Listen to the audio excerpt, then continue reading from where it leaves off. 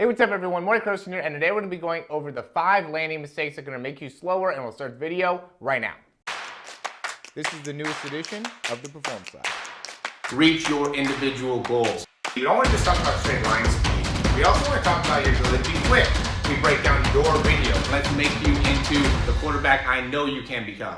All right, so obviously we're not trying to get slower, but I do think that there's a lot of times where understanding what not to do can really help you in being able to better understand what to do. And if we can kind of get some of that clutter out of the mind of like what are some of the things that are really having a negative impact on your overall performance, especially when it comes to sprinting, it really makes it so you can get on a clear, straight, and narrow path to improving your speed. So first thing we're going to go into is going to be landing too far out in front, right? We're going to go over 5 different things here. Landing too far out in front. So you can see, and we want to go over what Usain Bolt does amazingly. And, I'm not going to necessarily compare it to, somebody that is not doing it correctly, but I want you to be able to just understand that where he is in the alignment of the foot, right, where he's pulling that foot underneath and he's basically landing with his foot and head right underneath each other, that's where you want to be, right? So if you can see a video of yourself landing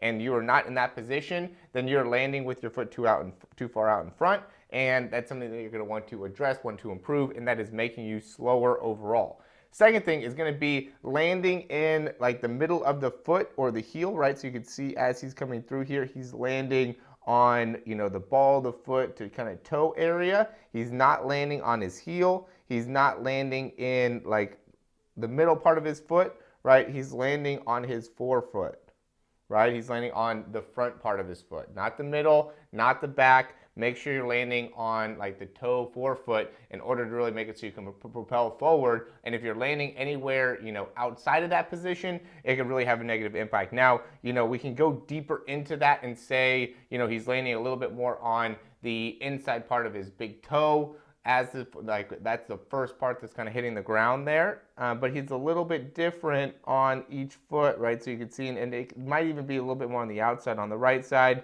or on his right foot, and then on the left he does a little bit more on the inside. So point being is, while he is on the forefoot, you can be on both the inside or the outside part of the foot when the foot is landing. The big thing is that it just wants to be, a little bit more forward. So you can see he's a little bit more on the outside, which allows him to be able to generate a good amount of lateral force as he's going through. Most importantly thing though, again, is making sure you're not landing in the back of the foot or, more towards the heel or in the middle of the foot. Those two things are definitely making you slower. Number 3 is collapsing of the arch. So when his foot hits the ground, being able to really stabilize that position. There is going to be a degree of natural pronation that's happening, but pronation is different than collapsing of the arch. When you're landing and your arch is collapsing, then you are just losing complete control of your middle part of your foot. Where if you're going through pronation, that is an action, that is something that is controlled through the deceleration phase of the ankle. And so we want to be able to justify and see exactly what those differences are. Very, very minute, right? You have to kind of get coached up on this. This is why I really say that, doing the breakdowns and something like that are going to be much more effective, because, if you invest in yourself here, it makes it so then you have a professional that's going to be able to help you out instead of you trying to kind of figure out, these types of things on your own. If you could just focus on being a sprinter, then it makes it so then, you could really excel at that. But if you're trying to focus too much on being, what I do, biomechanics, exercise science, kinesiology, then you might get too caught up in that and not enough into the sprinting. So, just a thought for you to be able to do the breakdowns. If you want to, there's the description down below. But big thing is being able to understand, not collapsing of the arch. If that ends up happening to you, then that is a thing that's making you slower. Number 3. All right, so the next thing is going to be moving the leg horizontally, right? So if you are not moving the leg horizontally at foot contact, that is making you slower. So if you are touching the ground vertically, right, this would be vertical plane there, horizontally is that way, right? So you can see how there's a horizontal movement as he's hitting the ground. If your foot is, again, not moving horizontally, it is making you slower. Number 4.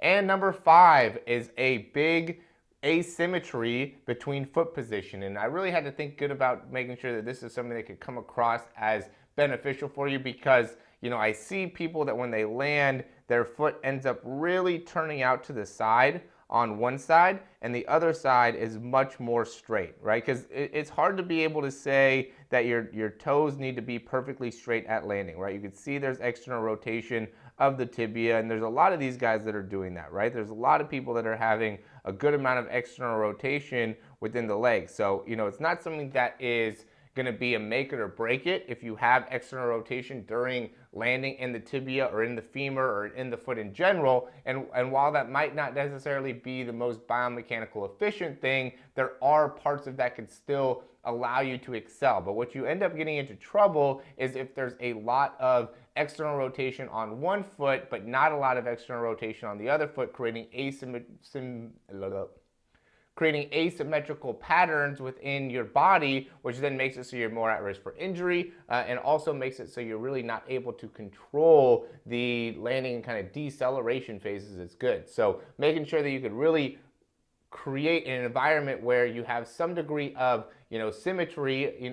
You can't be perfectly symmetrical from one side to the other, but we find that with the more asymmetry that you have from one side to the other side, it puts you a lot more at risk for injury. So there is a degree, and there's probably not a perfect number, maybe somewhere between like 15 to 25 would be my guess, would be the degree of external rotation that we want to be able to create variability within. But once you get into, big rotation within that foot, right? So let's say you're straight here and then you're at a 45 with your other foot. Now, you're really setting yourself up to be using a totally different muscle pattern on each leg, which when you do that over and over and over again, it creates those rotational forces, which put you a little bit more at risk for overstretching a muscle, which creates like pulls, tears, things like that. So last thing is creating too much or having too much asymmetrical difference between one side and the other side, making you slower. That's number 5. Thanks for watching the video. If you like the information, go ahead and click that thumbs up down below. Subscribe to the channel. If you have any questions, comments, or recommendations, you can leave those down below. And then check out the description. We do have the speed program. We have the speed breakdown. We're going to just continue to provide